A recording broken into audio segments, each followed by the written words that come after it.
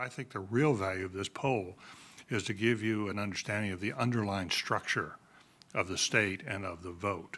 And if you look at that, there are a number of things in this poll which would suggest an incumbent president with the enthusiasm having worn off some from last time around, having won that upset last time, I think he's got something of an uphill fight as you look at the underlying structure of the state. Let me just rattle off just a few quick things. Employment. This poll shows 27% of people in the state are either not employed or working part-time. That's a high number. The excitement level. The group that's at the bottom in terms of very excited are the young. And the young made an enormous difference, as we all know, from last time. Women. In most states, there is a gender gap working in Obama's favor among women. The fact that it was a 1-point difference here, to me, was significant.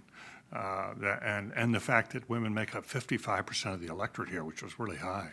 And that's about what it was last time, as I understand it. And then if you look at the whites, the actual number of whites in the poll is 77%. And you look at it's not 72, it's 77. And if you look at the split there, as has been mentioned here, I think Taylor pointed this out, and others pointed it out, Obama's down about 3 from where he needs to be. And there are not a lot of undecideds out there. He has to win a very high proportion of those undecideds to get up to 35.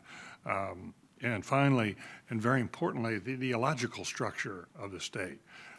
This is, even though the state is in transition, it is more conservative than most states outside the South, certainly along the mid-Atlantic states.